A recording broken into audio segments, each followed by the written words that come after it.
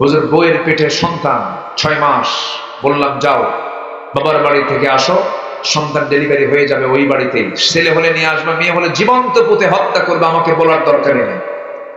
আমার বউটা বলে নাই হুজুর, মেয়ের সন্তান হয়েছিল আমার অজান্তে অন্য বাড়িতে, ধীরে ধীরে বড় করে 6 বছর যখন পূর্ণ হলো, হঠাৎ আমার চোখের সামনে ধরা পড়ে গেছে, আমার মতো চোখ, আমার মতো কথা, আমার মতো হাঁটা, আমার মতো হাত পা, সবকিছু চট করে ধরে আমার স্ত্রীর সামনে হাজির করলাম। স্ত্রী হাত পা কাঁপতেছে আর বলতেছে, স্বামী আমার এটা পাইলেন কই, এটা কে বলো ভালো করে। স্ত্রী বলে, আমার স্বামী এই এই তথ্য কেমন করে গোপন করবে, এই সন্তান তো আমাদের। হুজুর আমার প্রচন্ড রাগ হলো, এমন রাগ হলো আমার, কিন্তু রাগটা প্রকাশ করতে দিলাম না, ঠান্ডা মাথায় খুনি বলে গেলাম। সঙ্গে সঙ্গে মেয়েটাকে অভিনয় করে কোলের মধ্যে তুলে নিয়ে চুমুক দিলাম, আদর করলাম। মেয়েটাকে বললাম, মা রে আমি তোমাকে দারুণ ভালোবাসি। মেয়েটাকে উল্টা মাকে বলে, মা তুমি বড় ঠকাইছো আমারে, আমার বাপ তো খুব ভালো মানুষ, আগের থেকে পরিচয় করে দিলেই ভালোবাসা পেতাম আমি। কিন্তু মেয়েটা জানে না আমি কেমন পাষাণ পিতা। সন্তানকে আমি হাতের মধ্যে নিয়ে পরের দিন নানির বাড়িতে নিয়ে যাবো বলে তার সঙ্গে কথা বলে তাকে নেওয়া শুরু করলাম। রাস্তায় চলতে নিয়ে হঠাৎ করে সামনে একটা জঙ্গল পেয়েছি, জঙ্গলের দিকে রওনা করলাম। মেয়েটা বলছে, বাবাজি আমি তোমার সঙ্গে এই দিক দিয়ে নানির বাড়ি গিয়েছি, তুমি এই দিকে যাও কেন? কোনো কথা বললাম না। জঙ্গল পার হয়ে গর্ত খনন শুরু করে দিলাম কোদাল দিয়া। ঠিক দুপুরবেলা ওই কোদাল মারতেছি, ওই মাটিগুলো এসে আমার দাড়ির ভিতরে ঢুকে যায়। আমার ছোট্ট মেয়েটা আস্তে করে এসে তার 5টা আঙ্গুল ঢুকায়া দিয়া সেই মাটিগুলো আমার দাড়ি থেকে সরায় দেয়। আমি যখন কোদাল মারতেছিলাম ঘামতেছি, আমার ঘামগুলো গামছা দিয়ে আমার সেই মেয়েটা মুছে মুছে দিয়ে বলে, বাবা নানির বাড়ি কখন যাবা? কিচ্ছু বললাম না। গর্ত খনন যখন শেষ হয়ে গেল হুজুর, আমার মেয়েটাকে মুচকি হাসিলে অভিনয় করে বললাম, মা দেখো তো গর্ত খনন কেমন হয়েছে। আমার মেয়েটা আস্তে করে সরল মনে ওই গর্তের দিকে উকি মেরে যখন দেখতে নিল, দেখতে নিয়ে যখন উকি মেরেছে, আমি পিছন দিকে চলে আসলাম। এমন জোরে এক ধাক্কা মারলাম, এক ধাক্কায় গর্তের মধ্যে পড়ে গেছে। চিত হয়ে 2টা হাত এক জায়গায় করে বলে, বাবা বুঝতে পেরেছি এই দুনিয়াতে আমার মেয়ে হয়ে জন্ম হওয়া দোষ হয়ে গেছে। আমার মা বলেছিল, আমার মা আমাকে বারবার সতর্ক করেছিল, বাবা আমি কি কারণে তোমার সঙ্গে আসলাম আজকে, আমি জানি তুমি আজকে আমাকে মেরেই ফেলবা, কিন্তু একটাবার তোমার কাছে করজোড়ে মিনতি জানাই, বাবা প্রয়োজনে ভিক্ষা করে খাবো, কিন্তু একটাবার আমাকে বাঁচায় দাও, এই চেহারা তোমাকে আমি তো কোনোদিন তোমার সামনে আর দেখাবো না। এতবার রড়াই বিড়াই করলো হুজুর, দিল কাঁদলো না, দিল নরম হলো না। জেহালাতের কারণে, পরিবেশের কারণে, সমাজের কারণে হাতের মধ্যে পাথর নিলাম, এত জোরে তার কলিজা বরাবর আঘাত করলাম, এক আঘাতে ফিনকি দিয়ে রক্ত পড়া শুরু হয়ে গেল। ভিতর থেকে বারবার বলছে আব্বা আব্বা বলে চিৎকার করে ডাকতেছিল। পাথর চাপা দিয়া, মাটি চাপা দিয়া জনমের মতো দুনিয়া থেকে বিদায় করে দিলাম। আমার নবীজি কথাগুলো শুনলেন, শোনার পর সাহাবীকে বুকের সঙ্গে জড়িয়ে ধরে বলছেন, ও সাহাবী রে, তুই কি জানিস আমার আল্লাহর দয়াটা কত বড়? তুই দিনটা গ্রহণ করার কারণে এত বড় গুনাহ তোর জীবন থেকে মুছে গেছে রে। জোরে বলি সুবহানাল্লাহ। আজকে এমন একটা সাবজেক্ট নিতে চাচ্ছি যে সাবজেক্টটা যদি কোনো বান্দা ফলো করে, বান্দা মরে যাওয়ার সঙ্গে সঙ্গে জান্নাতের গন্ধ পাবে। জোরে বলি ইনশাআল্লাহ। আমরা কি জান্নাত চাই না? আমরা ছিলাম কোথায় বলেন তো? মনে আছে? কই মনে আছে? জান্নাতে ছিলেন মনে আছে? কই? হ্যাঁ, না না ঠিক আছে, আমরা জান্নাতের বাসিন্দা, এটা ঠিক আছে, 100% ঠিক। আমাদের বাপের ভিটা হলো জান্নাত। বাপের ভিটা কোথায়? জান্নাত। বাপের ভিটা জান্নাত, এটা 16 আনা সত্য, কোনো সন্দেহ নাই। প্রথম আমার বাপ জান্নাতে ছিলেন, বলুন আল্লাহ একা ভাল লাগে না, একটা পার্টনার দিয়ে দাও। পার্টনার কে? বলেন কে? পার্টনার হলো, দুজন মিলে থাকলেন, কিন্তু ইবলিস যায় আর ডিস্টার্ব করলো। কে? দুনিয়াতে ডিস্টার্ব করে না তো? আমার আপনারা ডিস্টার্ব করে? করে করে। মৌচাকে কি শয়তান আসে? হ্যাঁ, মৌচাকে শয়তান কি আসা যাওয়া করে? একজন কিছু 24 ঘন্টায়।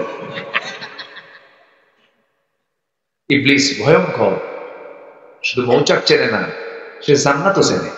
চিন্তা করা যায়, দুজন গিয়ে জান্নাতে থাকলেন, আল্লাহ জান্নাতে রাখলেন। ফাযাল্লাহুমা শাইতান, শয়তান দুজনকে পদস্খলন ঘটায় দিল। ফাযাল্লাহুমা, তাদেরকে পদস্খলন ঘটায় দিল। ফাওয়াসওয়াসা লাহুমা, দুজনকে ওয়াসওয়াসা দিল। শয়তান যদি জান্নাতে গিয়ে আমার আব্বা আম্মাকে যদি ওয়াসওয়াসা দিতে পারে, মৌচাক চেনে না, আসতে বলে চেনে না। শয়তান যে আসে তার কিছু লক্ষণ হলো, ফজরের সময় যদি উঠতে মন না চায়, তাহলে ভাবতে হবে ওরে বুড়া শয়তান করছে। কি শয়তান করছে? কম বুড়া শয়তান। শয়তান যখন, বান্দা যখন ঘুমিয়ে পড়ে, ঘুম পাড়ার দিয়ে শয়তান তিনটা গিট মেরে দেয়। হাদিস এসেছে, শয়তান বলে আলাইকা লাইলুন তাওয়িল, তোর জন্য রাতটা অনেক লম্বা, ঘুমা। তোমার জন্য রাতটা অনেক লম্বা, ঘুমাতে থাকো। এই বয়ান করতে থাকে, এই ওয়াজ করতে করতে বান্দাকে গভীর ঘুমের মধ্যে নিয়ে যায়। এরপরে এই শয়তানের এই তিনটা গিটকে যদি কেউ ছুটাতে চায়, এই তিনটা গিট ছুটাতে হলে বান্দা যদি সেই সময় আজান শোনার সঙ্গে সঙ্গে যদি বিছানা থেকে যদি তার পিঠটাকে সরায় নিয়ে যদি বসে যায়, সেই সময় একটা গিট ছুটে গেল। বান্দা যখন ওযু বানালো, 2 নাম্বার গিট ছুটে গেল। বান্দা যখন ওযু বানায়া নামাজে দাঁড়ায় গেল, শয়তানের গেঁথে দেওয়া 3টা গিট সঙ্গে সঙ্গে ছুটে গেল। সারাটা দিন শয়তান তার ধারে পাশে আসার সাহস পায় না। জোরে বলে সুবহানাল্লাহ। ফজর কি পড়বো তাহলে? ফজর কি পড়া যায়? কিন্তু এই জাতি ঘুমায় রাত 3টার দিকে। কি যে ট্র্যাডিশন চালু হলো, ফেসবুক তো মোবাইল তো আছেই মাশাআল্লাহ। মোবাইল এটা যে কত মানে এসেনশিয়াল এখন হয়ে গেছে। সেই দিন এক যুবক মোবাইল হারে একা, আমার হুজুর আমি তো বিধবা হয়ে গেছি। কথা কি বুঝতেছে? কি আসক্তি, প্রচন্ড শক্তি এটা। হাজার সংসার ভেঙ্গেছে এই মোবাইল। কার বউ কে নিয়ে যায়। পরশুদিন এক মাহফিল আমাকে বলে, হুজুর আজকে আপনার পরশুদিন আলোচনার মূল সাবজেক্ট হচ্ছে পরকিয়া। আমি কইলাম পরকিয়া কিসের? হুজুর এই এলাকায় খালি পরকিয়া, আপনি তো পরকিয়া নিয়ে কথা বলবেন। এটা কি মহামারী আকার ধারণ করেনি আমার দেশে? বলেন তো, এটা কি আগে ছিল? এটা আগে এটা ছিল? মহামারী আকার ধারণ করার পিছনে সবচেয়ে বড় মাধ্যম কি?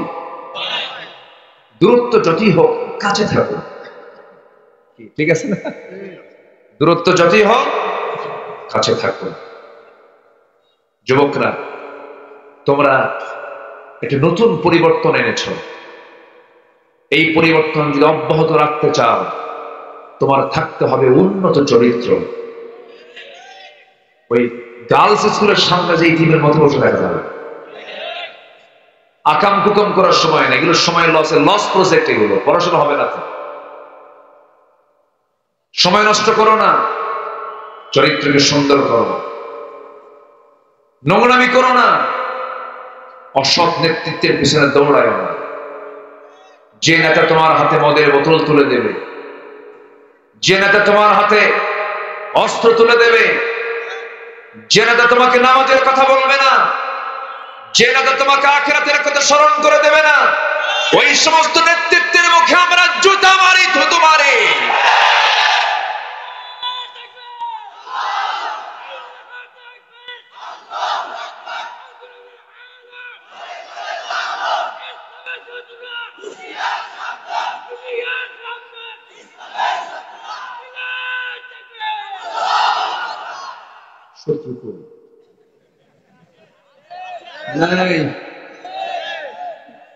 সব আসমানে চলে গেছে, যে খেলা হয়।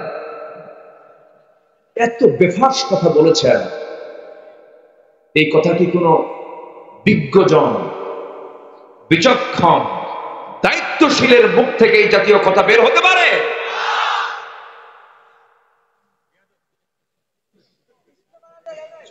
আশ্চর্য কথা। আমি এগুলো সব আমি দেখতামই না এগুলা। আহারে, দেশের কর্ণধার তারা, তাদের একটা কথা হবে দলিলের মতো, দলিলের মতো। দলিল লেখক যেমন দলিল লিখতে যেমন খুব সতর্কতা নিয়ে দলিল লেখে, যেন একটা ভুল হলে সব এলোমেলো হয়ে যায়। যারা দেশ চালাবেন, যারা রাষ্ট্র চালাবেন, তাদের প্রত্যেকটা কথা হবে দলিল লেখার মতো। খেলাম, খেলবে কোথায়? কি হয়েছে? ও ক্যামেরা, এই ক্যামেরাম্যান তো বসেন। কি করবেন? ও তো ক্যামেরা তো আর মানুষ না, ওকে চালায় মানুষ, ওকে চালায় মানুষ না।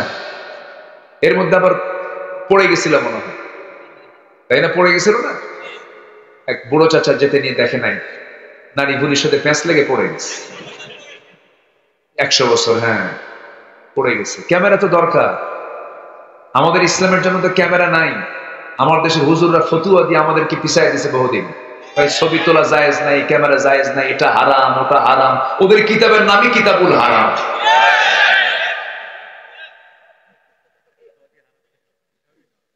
যা করছেন আমাদের, আগে তো বলতো যে নির্বাচন করাও হারাম, বলছে না? এগুলো বলছে না?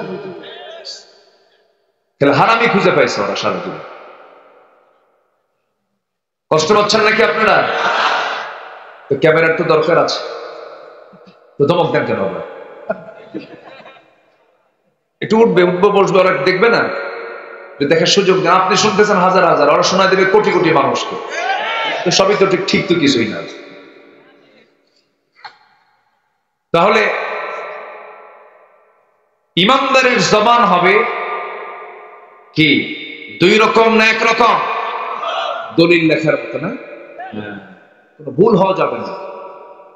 তো উনি খেলা হবে বলে এখন কোথায় যা আছেন আল্লাহ। সম্মানিত বন্ধুগণ, কম কথা বলেনি আমাদের। আমার জন্ম যুদ্ধের অনেক পর। 2013 সালে আমি রাজশাহীর বাগমারায় মাহফিলে যাব। ওসি সাহেব বলে, হুজুর আপনি আসতে পারবেন না। কেন? আপনি রাজাকার। তো বললাম, আমার জন্মই তো যুদ্ধের বহু পরে। আমার মানে যুদ্ধের বছর 71 সালে তো আমার মায়ের বিয়ে হয় না। রাজাকার। আজকে সে রাজাকার শব্দটা আজকে ব্র্যান্ড রূপ নিয়েছে। বেশি বললে তিতা লাগে, তিতা লাগে, এত বেশি বলা লাগে না। কি ঠিক কিনা? কি কি জানে বললো ছেলেরা? কি জানে স্লোগান দিল না রাজাকার নিয়ে? কি স্লোগান দিল? আমি কে তুমি কে, রাজাকার রাজাকার। চিন্তা করো, এই কথাটাই জিকির আজগার হয়ে গেল। এই জন্য চেয়েছিলাম অধিকার, হয়ে গেলাম রাজাকার। এই জন্য অহংকার দেখাতে নেই। ছেলেরা বলেছিল, যোগ্য ন্যায্য দাবি করেছিল, মেধার মূল্যায়ন করুন, কোটা প্রথা বাতিল করুন, উপযুক্ত কথা। আপনারা কেন মূল্যায়ন করলেন না? উল্টা বলে ফেললো, রাজাকারের নাতিপুতিরা কি চাকরি পাবে? এটা কি বিনয়ের কথা না অহংকারের কথা? নামায় দিয়েছে, ঠিক কিনা? অহংকার করা যাবে? দেশ কি একার না সবার? দেশ কি একার না সবার? সবার দেশ, এটা মাথায় রাখতে হবে। বাবার বলা যাবে না, এত আমার বাবা, এত বলা যাবে না। বলতে হবে বাবার না সবার, বাবার না সবার। থেকে বোঝা যায়, বুঝতেছেন তো? কত কি বলেছে আলেমদের, কম গালি দেয়নি। আমার 2018 সালে গ্রেফতার করল। মামলা তো শুরু হয়েছে 2000 সাল থেকে। জননিরাপত্তা আইন একটা মামলা ছিল প্রথম, যখন 96 ক্ষমতায় আসে। ওটার জননিরাপত্তা নয়, গদি নিরাপত্তা আইন, ওই মামলা হয়েছিল। আবার এই গভর্নমেন্টের আমলে এসে মামলা হবে না, এখন ফকিরেরও মামলা হয়েছে। তো মামলা দিয়ে আমারে থানায় নিল। ওসি সাহেব আমার দিকে কান্দে। বললাম, আপনি কান্দেন কেন? হুজুর আমি আপনার খুব ভক্ত, ওয়াজ শুনি, আপনাকে কেমনে ধরে আনলাম? ধরে আনলেন কেন? হুজুর চাকরি বাঁচান তো ফরজ। তো বললাম আমি বললাম ইমান বাঁচান তো নফল। আজকে যদি এই প্রশাসন যদি নিরপেক্ষতা বজায় রাখতো, আজকে পুলিশ ভাইদের সন্তান রাস্তায় মরত না। পুলিশ ভাইদের সন্তান রাস্তায় মরে নাই, তারা কি রাস্তায় বের হয় নাই? তো আপনারই তো সন্তান গেল। এই জন্য সময় মতো জেগে উঠতে হবে। এই সন্তানগুলো আমাদের ধারণা রাখতে হবে। মুগ্ধের মাকে আপনি কি জবাব দিবেন বলেন? আপনি আবু সাইদের মাকে কি জবাব দিবেন?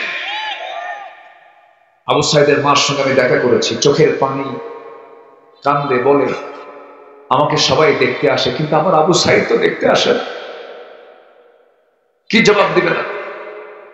আমাকে দেশের প্রধানমন্ত্রী দেখতে আসে, প্রেসিডেন্ট দেখতে আসে, উপদেষ্টা দেখতে আসে, গোটা দুনিয়ার মানুষ আমাকে দেখতে আসে, আবু সাইদ আমাকে দেখতে আসে।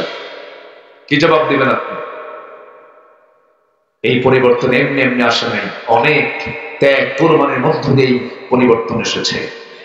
এটাকে মূল্যায়ন করতে হবে, নচেত আরেকটা অন্ধকার বাংলাদেশে আসতে পারে। আমরা মূল্যায়ন করব। জোরে বলি ইনশাআল্লাহ, আরো জোরে বলি ইনশাআল্লাহ।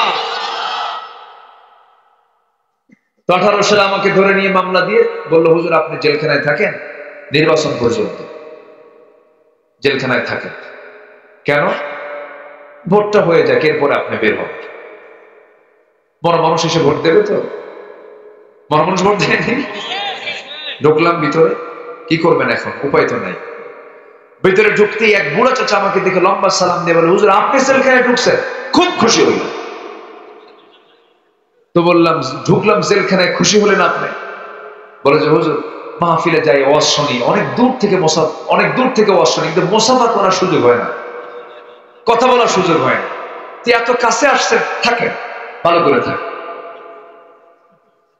তো বললাম, চাচা আপনার মামলা কেন, আপনি জেলখানায় কেন, আপনার আবার কি হলো? বাবা বোমা হামলা।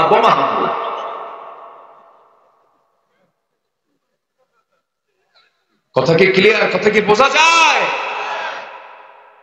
আমরা পরিবর্তন চেয়েছি, পরিবর্তন পেয়েছি, আরো সুন্দর করে পরিবর্তন করব আমরা। জোরে বলি ইনশাআল্লাহ।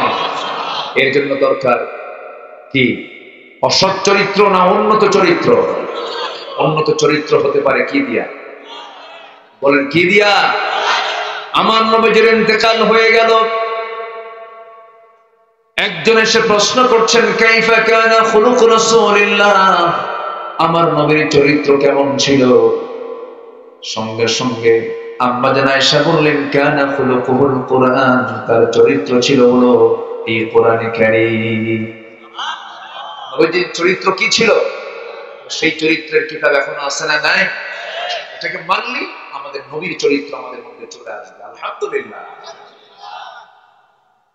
আমার বন্ধুগণ, আল্লাহ রাব্বুল আলামিন তার শানে বলেছেন, লাকাদ কানা লাকুম ফি রাসূলিল্লাহি উসওয়াতুন হাসানাহ লিমান কানা ইয়ারজুল্লাহা ওয়াল ইয়াওমাল আখির ওয়া যাকারাল্লাহা কাসীরা। তোমাদের জন্য উত্তম আদর্শের বাস্তব নমুনা কেউ নয়, তিনি হচ্ছেন জনাবে মুহাম্মদুর রাসূলুল্লাহ সাল্লাল্লাহু আলাইহি সাল্লাম। তিনি হচ্ছেন তোমাদের জন্য বাস্তব মডেল। তুমি কি চাও? তার জীবন থেকে সব পেয়ে যাবে। আমার নবীজি ছোট্ট ছোট্ট বাচ্চার সামনে যখন চলে যেতেন, শিশু প্রিয় হয়ে যেতেন। বড়দের সামনে দাঁড়াতেন, বুড়ো হয়ে যেতেন। বড়দের সামনে দাঁড়াতেন, স্বামী হয়ে যেতেন। সন্তানদের সামনে দাঁড়াতেন, বাবা হয়ে যেতেন। নাতির সামনে দাঁড়াতেন, নানা হয়ে যেতেন। হুসাইন বলে, নানা প্রায় প্রায় দেখি তুমি এক এক সময় এক একটা ঘোড়ায় চলো। আমার নবীর আসতে বলে 7-8টা ঘোড়া থাকতো। কয়টা থাকতো? 7-8টা করে ঘোড়া থাকতো। সবচেয়ে তেজি ঘোড়াগুলো রাসূল ব্যবহার করতেন, কারণ আমার নবীজি দিনের বেলা কেটেছে ঘোড়ার পিঠে, রাত বেলা কেটেছে জায়নামাজে।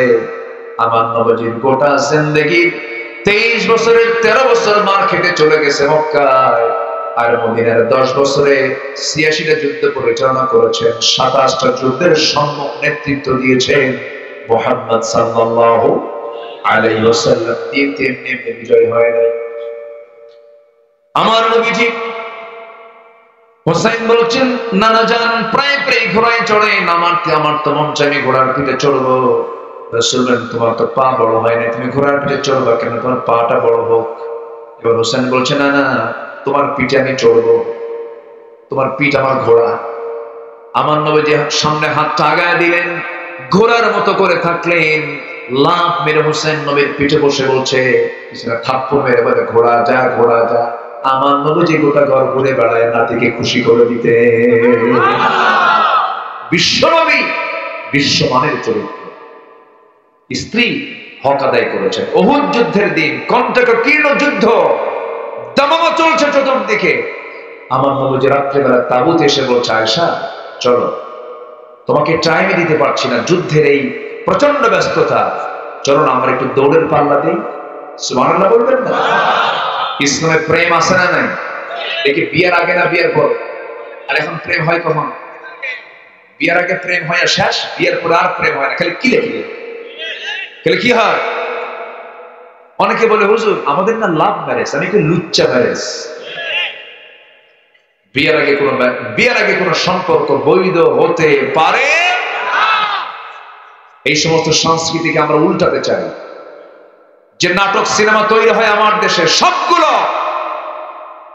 মূল উপজীব্য হলো নারী কেন্দ্রিক, যৌন সুশ্রুড়ি দেওয়ার মতো নাটক। এগুলোকে চেঞ্জ করে সুস্থ ধারার নাটক সিনেমা নির্মাণ করতে হবে, ঠিক কিনা?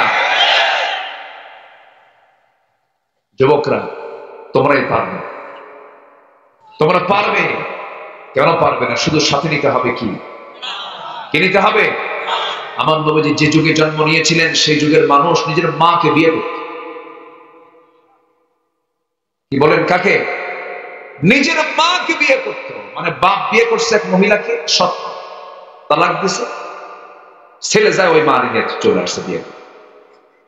এই অসভ্য সমাজকে সভ্য করেছেন কোন জাদু দিয়ে নয়, কোন মন্ত্র দিয়ে নয়, একমাত্র কি দিয়া? কোরআন দিয়ে। বের করে এনেছেন ওই সমাজ থেকে আবু বকর, ওমর, ওসমান, আলীর মতো মানুষগুলোকে। সুবহানাল্লাহ বলবেন না? যারা কাবা শরীফের সামনে উলঙ্গ হয়ে কাবা তোয়াফ করত, উলঙ্গ, একজনের সামনে আরেকজন উলঙ্গ হয়ে ঘুরত। সেই মানুষগুলোকে লজ্জা শিখালেন, সেই মানুষগুলোকে সত্য শিখালেন, সেই মানুষগুলোকে আমানতদার শিখালেন।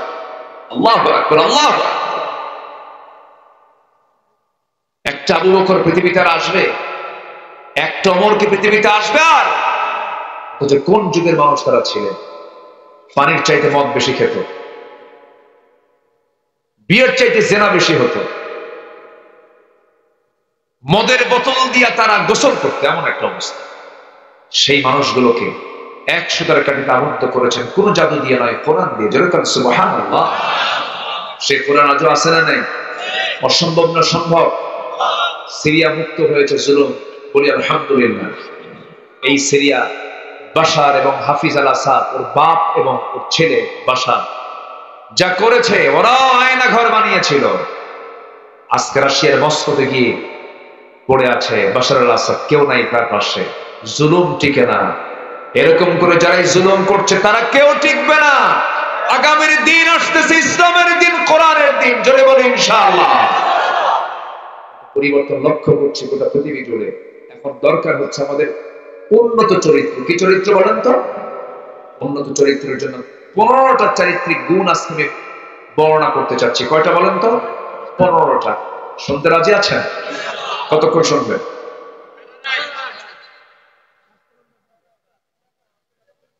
সহদে সব কি কয়? সারা না থাকবেন? সবাই থাকবেন?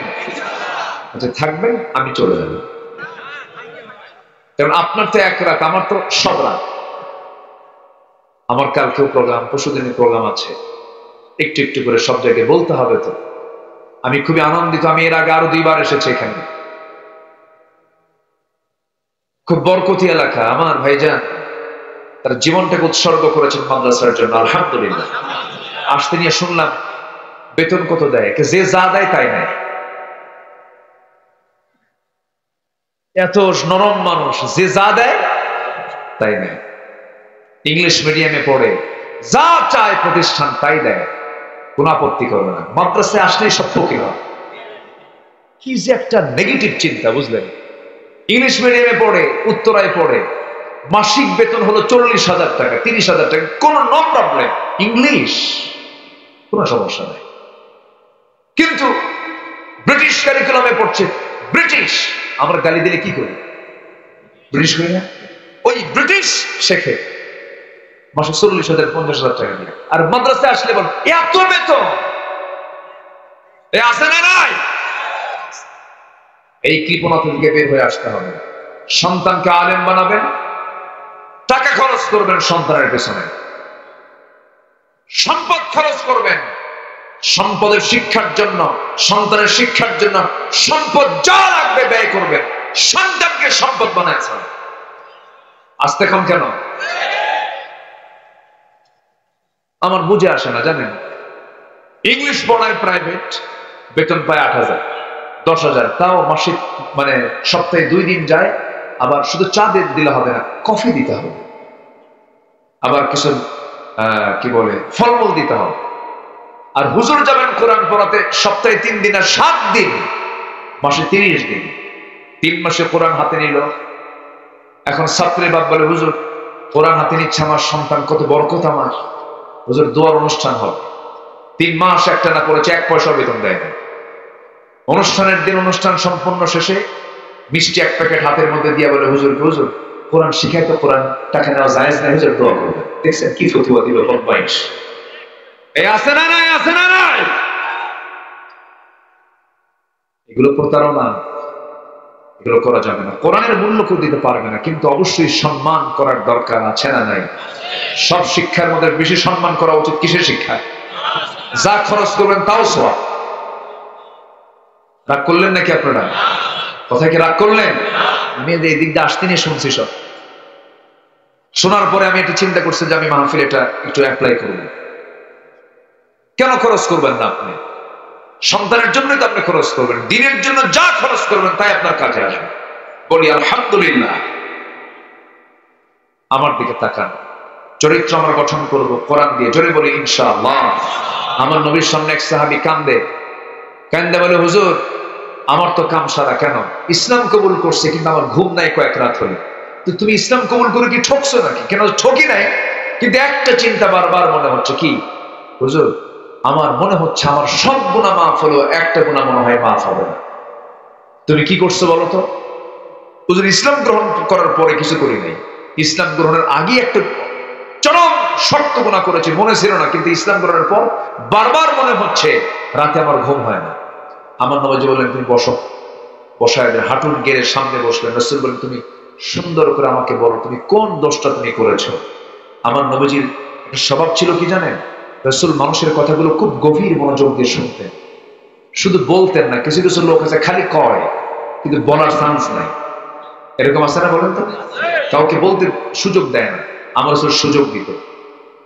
এরকম মাঝে মাঝে রাসূল কথা বলতেন। একদিন এক সাহাবীর সামনে দাঁড়ায় বলে, হুজুর আমার একটা কথা আছে। কি কথা বলো? হুজুর সময় লাগবে। বলো, সময় নেই, বলো। সাহাবী বললেন, ইয়া রাসূলুল্লাহ, আমি যখন ইসলাম গ্রহণ করি নাই, এক প্রতিমার পূজা করতাম, এক দেবতাকে ভাগ্যের প্রতীক মনে করে বুকে রাখতাম, পিঠে রাখতাম, মাথায় রাখতাম, কোথাও গেলে ওকে ছাড়তাম না। একদিন লম্বা সফরে বের হলাম, ওই মূর্তিটাকে সাথে নিয়ে যখন বের হয়েছি, প্রকৃতির চাপ চাপলো, আমার প্রেসারের চাপ চলে আসলো। আমাকে শৌচ কার্য করতে হবে, কি করব আমি? কোথায় নিয়ে যাব এই মূর্তিটা? টেনশনে পড়ে গেলাম। না না, নাপাকি জায়গায় আমার দেবতাকে নেব না, উঁচু জায়গায় রেখে, এক জায়গায় রেখে আমি আড়ালে চলে গেলাম। শৌচ কার্য কমপ্লিট করে এসে ওই মূর্তি যখন হাতে নিতে নিলাম, তখন দেখি মূর্তির আপদ মস্তক মাথা থেকে পা পর্যন্ত পানি দিয়ে ভেজা। আমি ভাবলাম, হুজুর মনে হয় রহমতের পানি। এই বলে আমি আমার জিহ্বা চাটন দিলাম মূর্তির সাথে। মূর্তির গায়ে দেখে আমতা আমতা গন্ধ। সামনের দিকে তাকায় দেখি কুকুর লেজ উঠায়া যায়। কি কথা কি বুঝতেছেন? আমার নবীজি মুস্কি মুস্কি হাসি দিলেন। সাহাবে কেরাম আওয়াজ দিয়ে হাসলেন। রাসূল এবার মজা করে বলতে, সাহাবী এবার তো মজার কথা সামনে পড়ে আছে, এখন কি হলো? এরপরে কি বলো? এরপরে সাহাবী বলছেন, হুজুর ওই গন্ধ কি আর সহ্য হয় নাকি? ওই কুকুরকে দেখে আমার এমন রাগ হলো, সমস্ত রাগ এক জায়গায় করলাম আর বললাম, দেবতারে সারা জীবন তোকে ইজ্জত করলাম, সম্মান করলাম, একটা কুকুর ঠ্যাং খাড়া করে পেশাব করে গেল, তুই কোনো জবাব দিলি না, তুই কিসের রব? এক আছাড় মারলাম, এক আছাড়ে ভেঙে চুরমার করে সে আপনার সামনে দাঁড়িয়ে এমন রবের সম্মান পেয়েছে, তিনি হচ্ছেন আকাশের মালিক, জমিনের মালিক, মহান রব্বুল আলামিন। জোরে বলি সুবহানাল্লাহ। আমার নবীজি বলছেন, সাহাবী তোমার কি হয়েছে বলো? হুজুর ঘুম নাই কয়েক রাত হলে। কেন, কি হয়েছে? হুজুর নিজের হাতে মেয়েকে খুন করেছিলাম, বলেছিলাম, কিন্তু ইসলাম কবুল করার পরে আমার মনে হয়েছে আল্লাহ, আমার মনে হয় এই গুনাহটা আল্লাহ পাক আমাকে মাফ করবেন না। তুমি কেমনে মারলা বলো তো?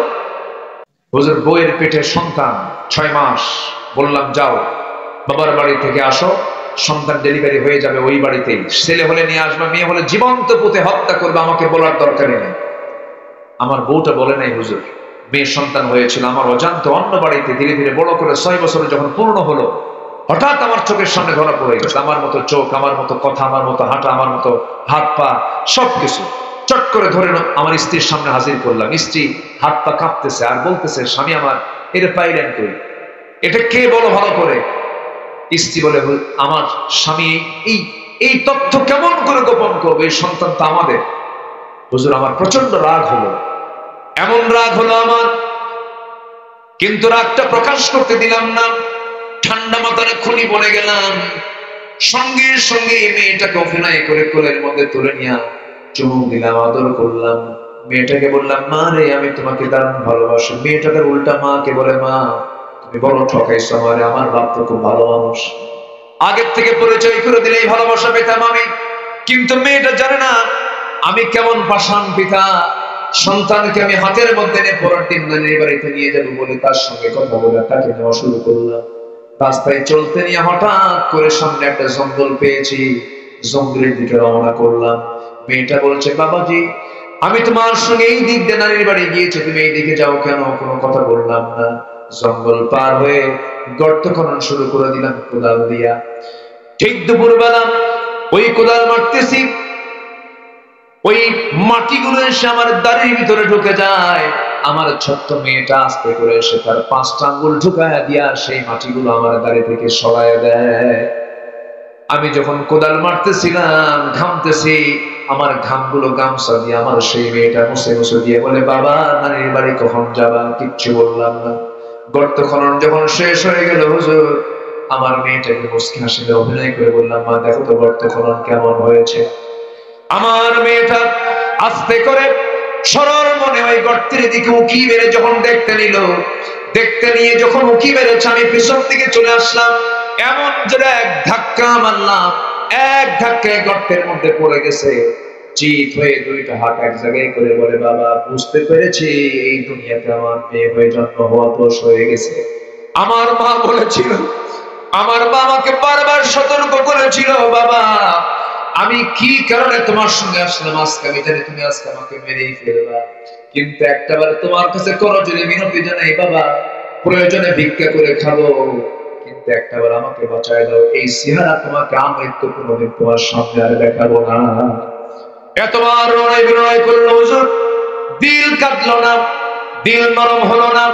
জেহালাতের কারণে, পরিবেশের কারণে, সমাজের কারণে হাতের মধ্যে পাথর নিলাম, এত জোরে তার কলিজা বরাবর আঘাত করলাম।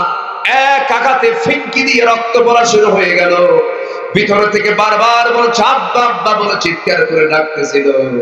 পাথর চাপা দিয়া, মাটি চাপা দিয়া জনমের মতো দুনিয়া থেকে বিদায় করে দিলাম।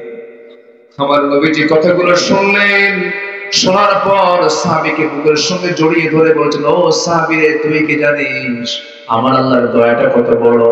তুই দিনটা গ্রহণ করার কারণে এত বড় গুনাহ তোর জীবন থেকে মুছে গেছে রে। বলি সুবহানাল্লাহ।